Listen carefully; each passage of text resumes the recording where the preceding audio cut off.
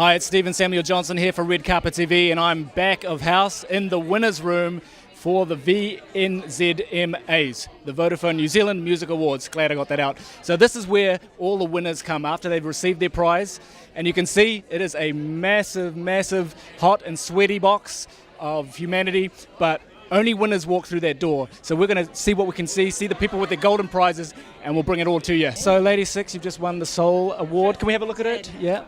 Do you have any words for your friends, family, supporters? I just want to say thank you so much, especially to my friends and family that really help literally put on the shows, like literally work the green room, like literally like sell my merch, and but also just all those that have supported us for the last kind of, I'm a bit established, like it's been over a decade or so. And I just really feel so just grateful, and I just want to make the next record the best one that I've ever made just for you guys. Yeah. Nice to see you again. Oh yes, please. Please. Oh yes, please.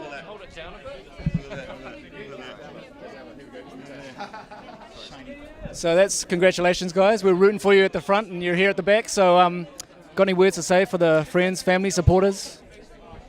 Oh, just love to our families. I love to my families, all my kids, my wife, all our friends, our fans as well. Just, yeah, really awesome. Thank you very much. Yeah, thank you to all our fans for supporting us, buying our album, loving us, following us, and big shout out to my cousin Marcus that got married on the last weekend, and thank you again. I'd like to thank my mother and father again. This is truly a blessing, 30 years in the making, man, so it's good to be here. We're truly humbled, and thank you very much. I love you. I'm the cellist of the trio. The violinist and pianist weren't able to make it along this evening, so I'm receiving on their behalf. Would like to thank all of our families that put up with all sorts of carry-on in the build-up to this. Big thanks to Creative New Zealand, because they support not only NZ Trio but all of the composers that who we play, all the New Zealand composers.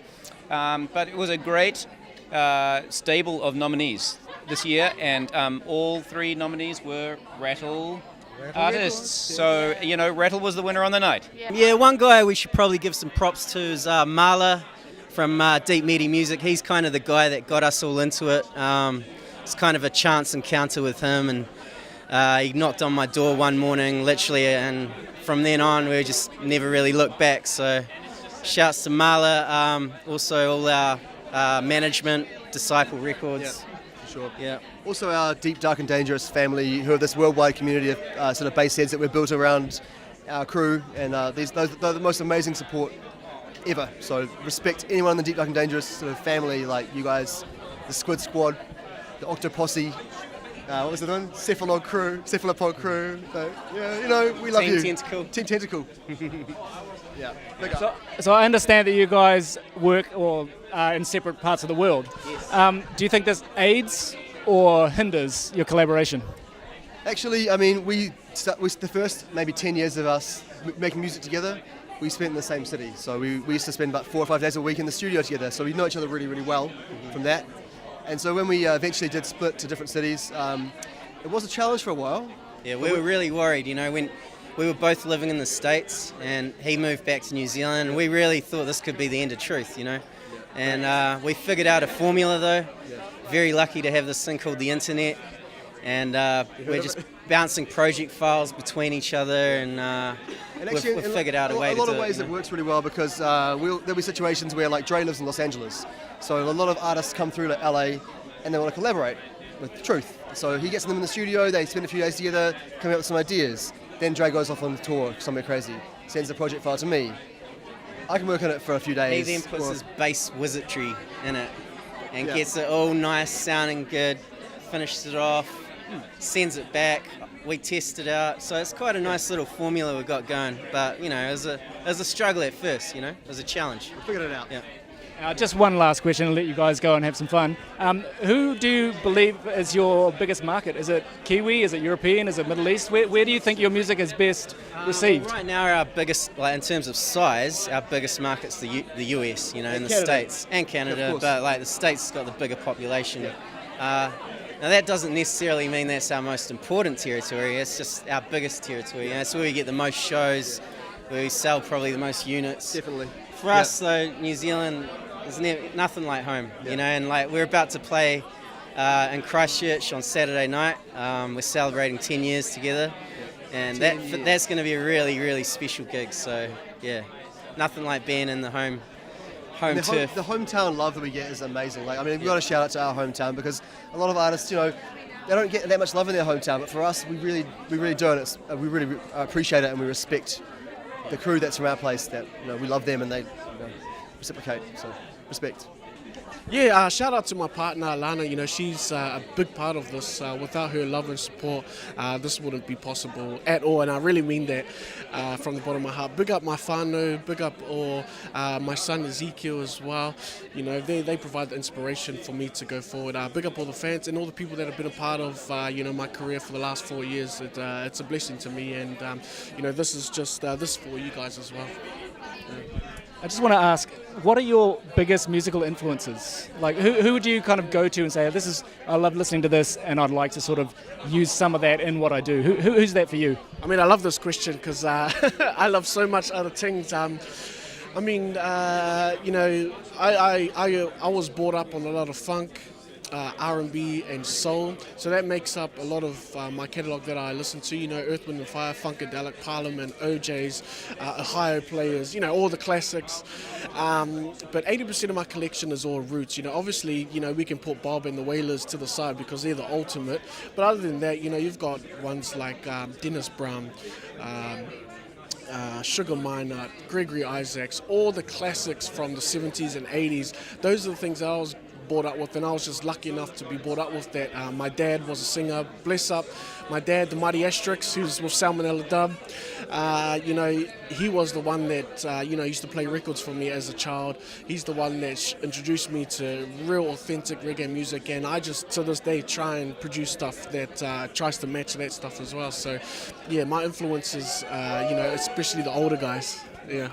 Just one last question, then I'll let you get away. But where is your favourite place to just play? Is it small, intimate? Is it to big crowds? Is it with family? Is it in the shower? Is it in the car? Where's your favourite place to just musicify yourself? Musicify. I mean, I suppose the studio. I mean, I was born in Auckland, but I grew up most of my life in a place called Māori Bank in Wellington, which is in Upper Hutt. And Māori Bank is where my heart is right now, and will be forever. My kids were born there. I go down to the river and write. I live literally like 50 metres from the river. It's my spiritual home. I'm forever, until the day I die, I will end up going back there. That's the place I will be. So Māori Bank has been my inspiration, and for a lot of people that don't know, Māori Bank is actually the birthplace of New Zealand hip-hop as well.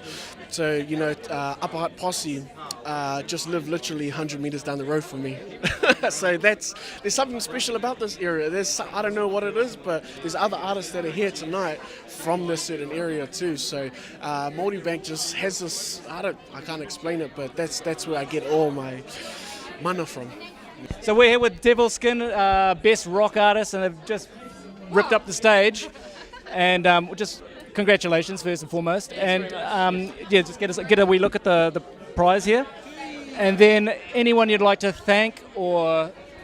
There's a lot of people, man. There's a whole bunch of people. And we're afraid if we name a couple that we'll leave a few out, so that's why we've just... Well, we've got to thank the fans, you know, most importantly. And our crew as well. Yeah. We've got a few close personal friends who work in our crew, and they've been there from day dot, so it's important to mention them, you know.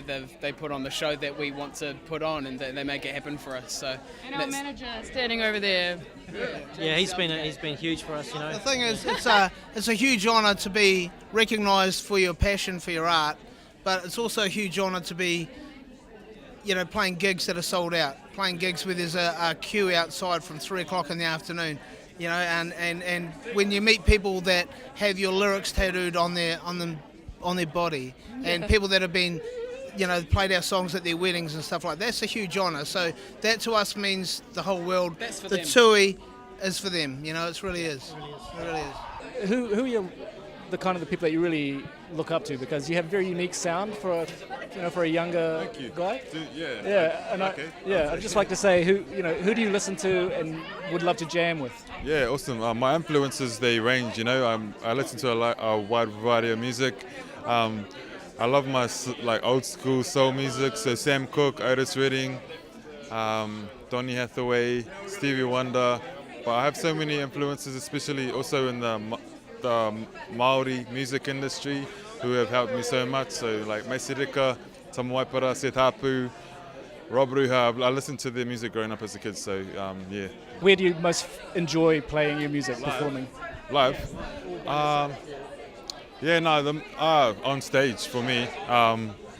The more people, the better for me, honestly, because I get really more anxious performing in front of an intimate crowd, like 2 or 3 people. That's harder for me. So the more the merrier, and I'm way more relaxed and in my zone. So yeah, that's yeah. I don't want to hold you back, man. Go enjoy your night, and thank you so much, and congratulations. Hey, good stuff. Kings, congratulations, my friend. Can we just get a little look? Two, yeah. I'm going to go to Altruni this weekend and head down the slopes. And you kind of bid out someone for one of them? Yeah, man. You know, I touched her today. Ooh. I touched her. I got to present and I hugged her and I was like, she was like, I like your song. And I was like, I like you. And then that was all that happened. Congratulations, man. I don't want to hold you back. Just who would be your dream collaboration, whether a musician or another vocalist? Most of them have passed away. Michael, Prince. But the ones that are, Stevie Wonder would be dope. Wouldn't that be crazy? Or someone who's in the more, Drake, in the more, Yeah. Are you interested in cross collaborations, like completely different genres? Man, that's like my whole goal in music is to do things that have never been done before. Like a blind spot collaboration, dream come true. Core, yeah. Thanks, mate.